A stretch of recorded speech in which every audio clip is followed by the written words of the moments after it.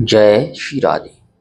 प्रिय दर्शकों, श्री भक्तमाल कथा श्रृंखला के इस भाग में आइए श्री कुंती जी की कथा का श्रवण करें। इस कथा को ध्यान से और पूरा अवश्य सुने। बहुत ही सुंदर कथा है। इसमें कई रहस्य आपको पता लगेंगे। प्रिय दर्शकों, श्री कृष्णचंद्र के पितामह शूरसेन जी ने अपनी पुत्री प्रथा को अपनी बुआ के संतानहीन पुत्र कुंती भोज को दत्तक रूप में प्रदान किया।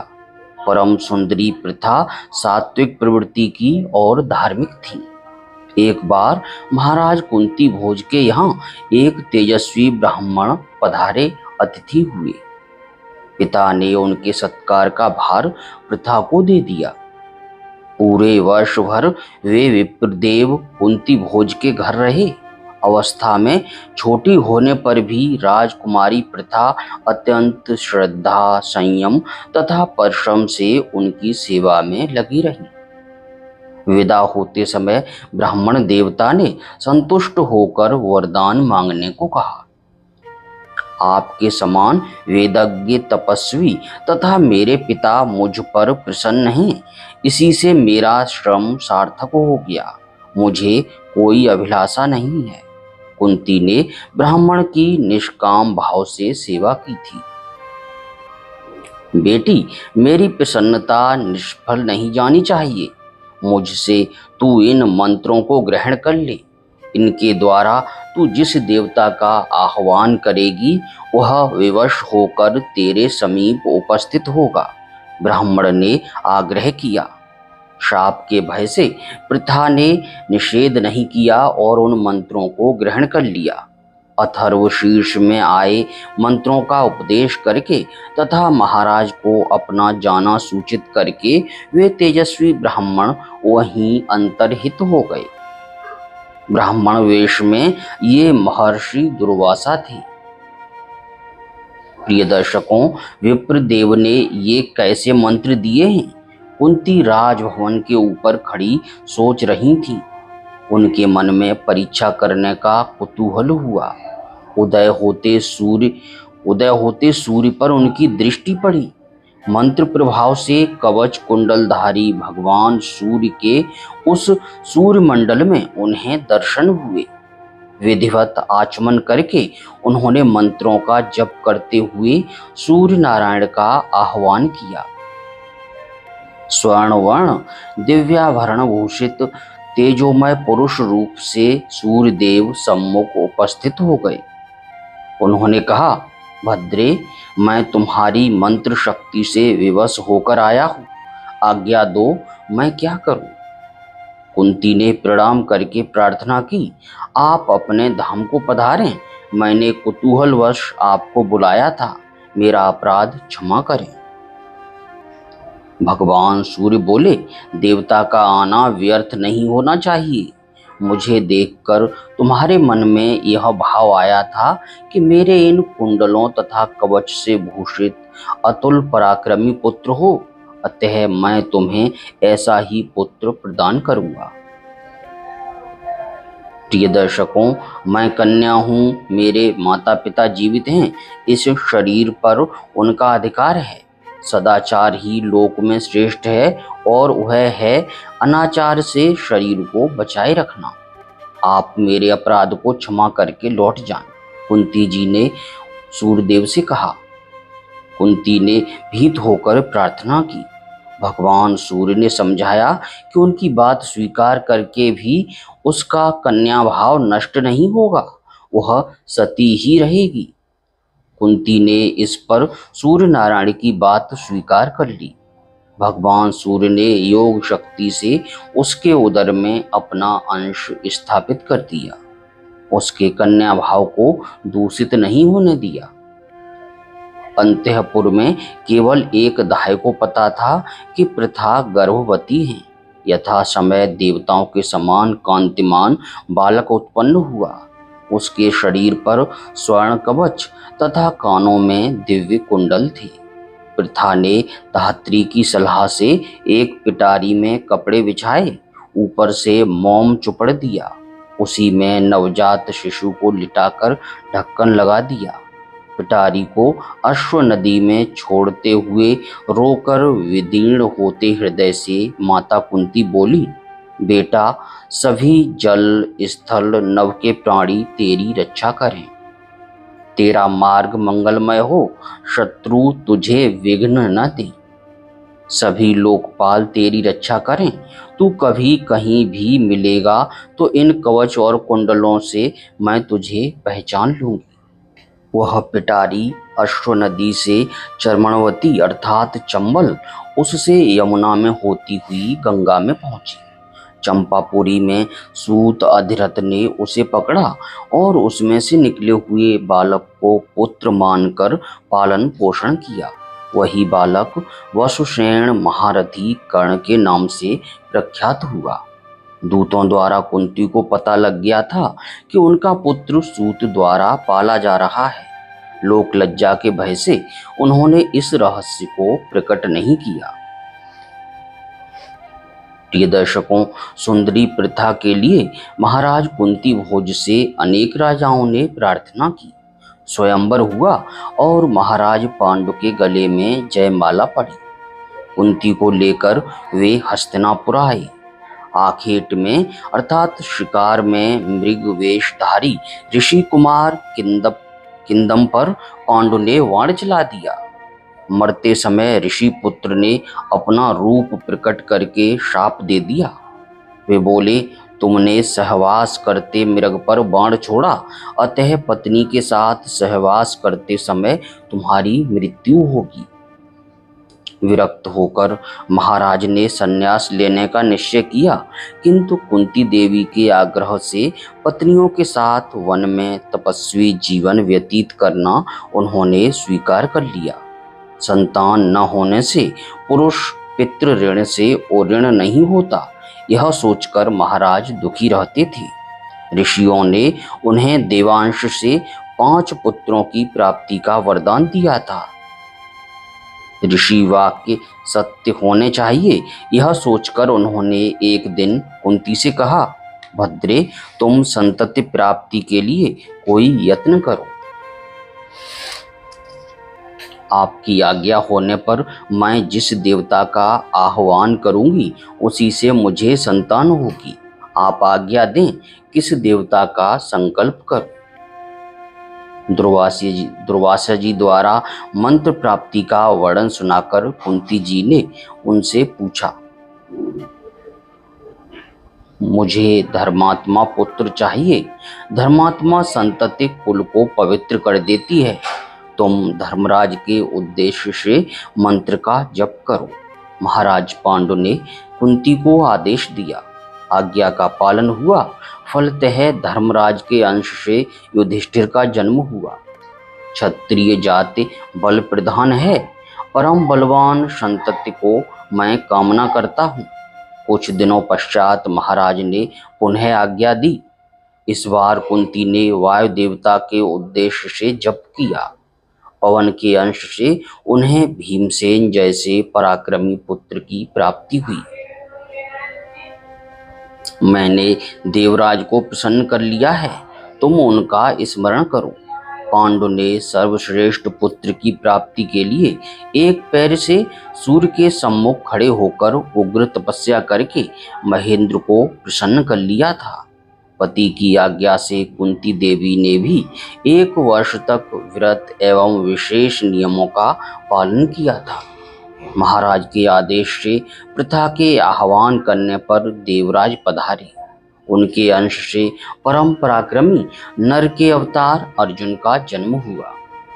छोटी रानी माद्री के अनुरोध करने पर महाराज ने प्रथा को आदेश दिया, कल्याणी, माद्री को भी संतति प्रदान करो। पति की आज्ञा श्रोधार करके उन्होंने मंत्र बताकर माद्री से किसी देवता का ध्यान करने को कहा। माद्री के ध्यान करने पर अश्विनी कुमारों के अंश से यमज, नकुल और सहदेव की उत्पत्ति हुई। एकांत में पर्वत पर माद्री के साथ घूमते हुए महाराज पांडु अपने को संयमित न रख सके। प्रिय दर्शकों, फलतः उनका शरीरांत हो गया। बड़ी रानी होने के कारण सती होने का अधिकार कुंती जी को था, किंतु माद्री का अनुरोध स्वीकार करके उन्होंने आजीवन पति वियोग का कष्ट स्वीकार किया। माद्री के सती हो जाने पर अपने और माद्री के पुत्रों का सर्वथा समान भाव से उन्होंने पालन किया। उस वन के तपस्वियों ने पांडु के पुत्रों तथा पत्नी को धृतराष्ट्र के समीप पहुंचा देना आवश्यक समझा। कुंती देवी तपस्वियों के साथ हस्तिनापुर आईं। धृतराष्ट्र के आदेश से यहीं पांडु एवं माद्री की और्ध्वदैहिक क्रिया संपन्न हुई। प्रिय दर्शकों, दुरात्मा दुर्योधन के कारण पांडवों पर अनेक आपत्तियां आईं। उसने भीमसेन को विष दे दिया और बांधकर जल में फेंक दिया। इससे भीम के बच जाने पर सभी पांडवों को मार डालने की इच्छा से वर्णावत नगर में लकड़ी, लाख, तेल के संयोग से इस प्रकार का भवन बनवाया जो अग्नि से तुरंत भस्म हो जाए। धृतराष्ट्र अपने पुत्र से सहमत थी। उन्होंने माता के साथ पांडवों को वर्णावत जाने की आज्ञा दी थी। विदुर जी को कौरवों के इस षड्यंत्र का पहले ही पता लग गया था। उन्होंने इस भाव से वन तक एक सुरंग बनवा दी थी। जाते समय युधिष्ठिर को संकेत से उन्होंने सारी बातें समझा दी। दुर्योधन का सेवक पुरोचन लाक्षा भवन में अग्नि लगाने को नियुक्त किया गया था। 1 वर्ष पांडव वहां रहे। एक दिन रात्रि में स्वयं अग्नि लगाकर वे माता के साथ सुरंग से वन में चले गए। पुरोचन उसी अग्नि में भस्म हो गया। दर्शकों, देव संयोग से पांडवों से अन्न लेने एक भील स्त्री अपने 5 पुत्रों के साथ उसी दिन आई थी। सुरापान के कारण प्रमत्त हो वे लोग उसी भवन में अनजाने सोते रह गए थे। उनके जले शवों को देखकर लोगों ने समझ लिया कि माता के साथ पांडव अग्नि में जल गए। वहां से बचकर घूमते हुए पांडव एक चक्रा नगरी पहुंचे। वहां ब्राह्मण वेश में एक ब्राह्मण के घर वे ठहर गए। एक दिन चारों भाई कंद मूल लाने वन गए थे। केवल भीमसेन माता के पास थे। उसी समय उस घर के लोगों को करुण क्रंदन करते सुनकर माता बोली, बेटा, हम लोग ब्राह्मण के घर में रहते हैं। ये हमारा सत्कार करते हैं। मैं बराबर इनका कोई उपकार करने की बात सोचा करती हूँ। आज इन पर कोई विपत्ति आई मालूम पड़ती है। यदि इनकी कुछ सहायता हो सके तो हम इनके ऋण से ऋण हो जाएं। भीमसेन ने उत्तर दिया, माँ, पता लगाओ, कठिन से कठिन कार्य करके भी हम ब्राह्मण की सेवा करेंगे। माता कुंती ने जाकर छिपकर देखा। घर का प्रत्येक सदस्य, ब्राह्मण, उसकी पत्नी तथा पुत्री, दूसरे की रक्षा की आवश्यकता बताकर अपने को किसी राक्षस को भेंट करने की बात कर रहे हैं। सभी रो रहे हैं।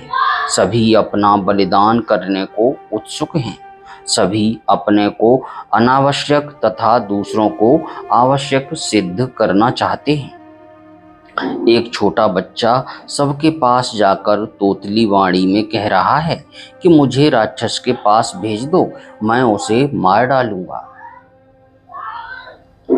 आपके दुख का कारण क्या है? हो सका तो मैं उसे दूर करने का प्रयत्न करूंगी।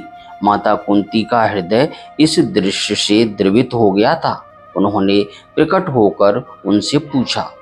ब्राह्मण ने बताया कि बक नामक कोई राक्षस समीप ही रहता है। उसके लिए 1 गाड़ी अन्न तथा 2 भैंसे प्रतिदिन दिए जाते हैं। जो यह सामग्री लेकर जाता है उसे भी वह खा जाता है। यदि ऐसा न किया जाए तो पता नहीं ग्राम के कितने लोगों को वह खा जाए। प्रत्येक घर के लोग बारी बारी से अन्न ले जाते हैं। आज मुझ ब्राह्मण की बारी है। किसी न किसी घर के सदस्य को ब्राह्मण का भक्ष्य बनना होगा। कुटुंब में किसी को घर पर रहना स्वीकार न होने के कारण ब्राह्मण ने सब परिवार राक्षस के यहाँ जाना निश्चित किया है। यह भी बताया, आप शोक छोड़ दें, राक्षस से छुटकारे का उपाय मेरे पास है। आपके एक ही पुत्र है और एक ही कन्या है। आप में से किसी का जाना उचित नहीं है। मेरे 5 पुत्र हैं, उनमें से एक राक्षस का भोजन लेकर चला जाएगा। कुंती देवी ने दृढ़ स्वर में कहा, हरे हरे, मैं इस नश्वर शरीर के लिए अतिथि का वध कभी न होने दूंगा। मैं आत्महत्या तो कर नहीं रहा हूँ। वह राक्षस मुझे पत्नी के साथ भले ही खा जाए, परंतु अपने बदले में मैं एक अतिथि ब्राह्मण का बलिदान कभी नहीं होने दूंगा। मुझे अपने धर्म का ज्ञान है। आपका त्याग, कुलीनता एवं धर्म प्रशंसनीय है, परंतु मैं अपने धर्म का नाश नहीं करूंगा। वह धर्मात्मा ब्राह्मण इस प्रस्ताव से ही कांप गया। मैं ब्राह्मण की रक्षा करने का दृढ़ निश्चय ले चुकी हूँ। आप निश्चित रहें, राक्षस चाहे जितना बलवान हो, वह मेरे पराक्रमी मंत्र सिद्ध पुत्र का कोई अनिष्ट नहीं कर सकेगा। माता कुंती ने कहा, मेरे पुत्र के हाथों अनेक विशालकाय राक्षस मारे जा चुके हैं। आपसे केवल इतनी प्रार्थना है कि आप इस बात को गुप्त रखें। लोग मेरे पुत्र को पीछे तंग न करें, यह मैं चाहती हूँ। कुंती जी के दृढ़ निश्चय के सामने ब्राह्मण को झुकना पड़ा। भीमसेन अन्न लेकर गए। वहां जाकर गाड़ी में जुते हुए भैंसों को तो पीटकर उन्होंने गांव में भगा दिया और उस अन्न का स्वयं प्रसाद ले लिया। वहां जाकर अन्न का स्वयं प्रसाद पा लिया। राक्षस बक लाल पीला होता आया सही, किंतु युद्ध में पछाड़कर वृकोदर अर्थात भीमसेन ने उसे सीधे यमलोक भेज दिया। माता कुंती की कृपा से उस गांव के निवासियों की विपत्ति सदा के लिए दूर हो गई। प्यारे दर्शकों, यहीं से पांडव पांचाल गए। स्वयंवर में अर्जुन ने द्रौपदी को प्राप्त किया। माँ, हम एक भिक्षा लाए हैं, राजकुमारी को लाकर अर्जुन ने कहा। बिना देखे ही माता कुंती ने भीतर से कह दिया, 5 भाई उसे बांट लो। फलतः पांचाली 5 भाइयों की पत्नी हुई। पता लगने पर धृतराष्ट्र ने विदुर को भेजकर पांडवों को बुलवा लिया। आधा राज्य देकर इंद्रप्रस्थ उनकी राजधानी कर दी। माता के साथ पांडवों का वहां निवास हुआ। कंसार श्री कृष्ण पांडवों की ओर से शांति दूत होकर हस्तिनापुर पधारे। दुर्योधन ने स्पष्ट कह दिया कि युद्ध के बिना सुई की नोक के बराबर भी मैं भूमि नहीं दूंगा। जब श्री कृष्ण पुनः विराट नगर लौटने लगे तो माता कुंती ने अपने पुत्रों के लिए संदेश दिया, युधिष्ठिर, क्षत्रियों को बाहुबल से आजीविका चलानी चाहिए। राजा से सुरक्षित रहकर प्रजा जो धर्म करती है उसका चतुर्थांश राजा को प्राप्त होता है। दंड नीति का ठीक प्रयोग करके लोगों को वह धर्म मार्ग में प्रवृत्त करता है। तुम जिस संतोष को लिए बैठे हो उसे तुम्हारे पिता पितामह ने कभी आदर नहीं दिया। यह याचना तुम्हारे लिए उपयुक्त नहीं। भिक्षा ब्राह्मण मांगते हैं, वैश्य कृषि वाणिज्य से और शूद्र सेवा से आजीविका चलाते हैं। तुम क्षत्रिय हो, भुजबल से राज्य प्राप्त करो, यही तुम्हारी धर्मसम्मत आजीविका है। तुम सा पुत्र पाकर भी मैं दूसरों के टुकड़ों पर आश्रित हूँ, यह कितने कष्ट की बात है।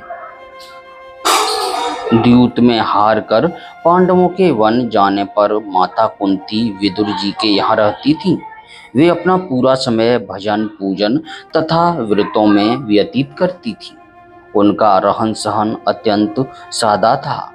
अपने सब कार्य वे स्वयं कर लिया करती थीं।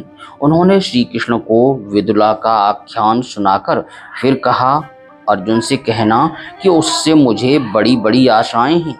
आकाशवाणी ने उसके जन्म के समय कहा था कि वह इंद्र के समान पराक्रमी होगा। भीम के साथ रहकर शत्रुओं का जय करेगा, सारे कौरवों को मारकर पितृ राज्य प्राप्त करेगा। मेरी इच्छा है कि देवताओं की वाणी सत्य हो।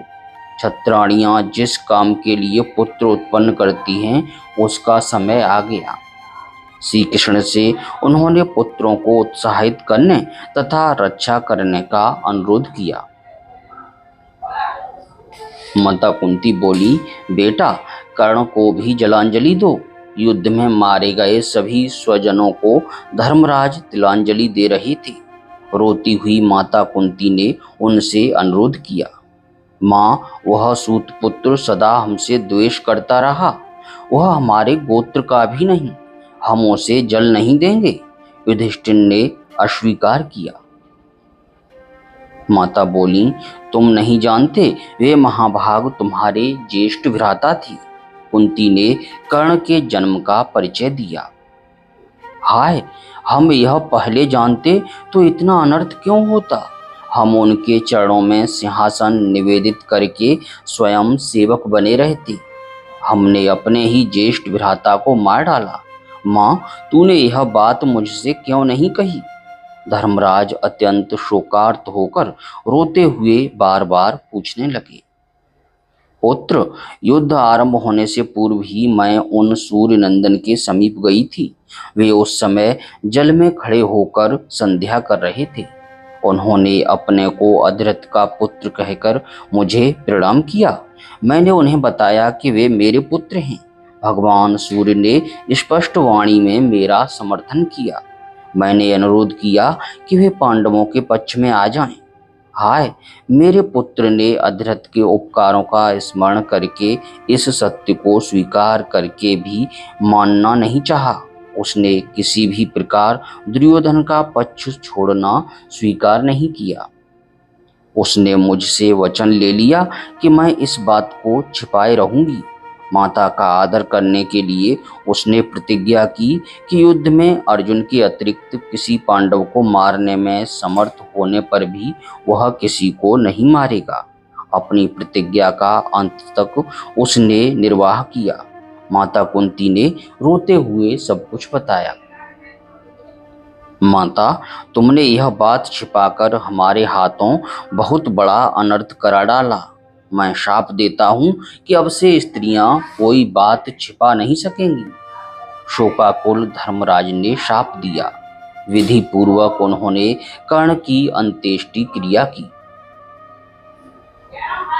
विपदः सन्तु नः शश्वत तत्र तत्र तत्र जगद्गुरो भवतो दर्शनम यत्स्याद् पुनर्भवो दर्शनम। हे जगद्गुरु, हे सर्वेश्वर, मुझ पर बार बार विपत्तियां आए क्योंकि उनमें आपका दर्शन स्मरण होता है जो मोक्ष को देने वाला है। माता कुंती ने भगवान श्री कृष्ण से यह वरदान मांगा। जब वे हस्तिनापुर से युद्ध की समाप्ति के पश्चात द्वारका जाने लगी। विपत्ति का वरदान। माता कुंती ने बराबर विपत्तियों में रहकर यह अनुभव कर लिया था कि भगवान का सच्चा स्मरण विपत्ति में ही होता है। राज्य प्राप्त करके पांडवों ने धृतराष्ट्र का वही सम्मान रखा जो पहले था। धृतराष्ट्र की आज्ञा से ही वे सब कार्य करते थे। 15 वर्षों तक पांडवों ने धृतराष्ट्र के संरक्षण में राज्य कार्य किया। कुंती जी ने सदा गांधारी के अनुकूल आचरण किया और उनकी सेवा में लगी रही।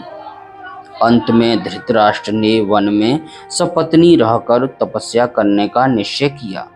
महर्षि व्यास के समझाने पर युधिष्ठिर ने उनके वनवास के लिए सम्मति दे दी। अंत में पुत्रों का श्राद्ध करके धृतराष्ट्र वन को चले। पांडव सभी पांडवों की पत्नियां और परिजन पहुंचाने चले। माता कुंती गांधारी का हाथ पकड़े आगे आगे चल रही थी। युधिष्ठिर, भीम आदि ने माता से लौटने के लिए बहुत प्रार्थना की, पर कुंती अपने निश्चय पर अटल रही। धृतराष्ट्र तथा गांधारी ने भी कुंती को लौटाने का आदेश दिया। अनेक प्रयत्न किए किंतु असफल हुए। सती कुंती वनवास का निश्चय कर चुकी थी। गांधारी उन्हें किसी प्रकार लौटा न सकी। वन में कुश की चटाई पर गांधारी के साथ माता कुंती रात्रि में सोती थीं।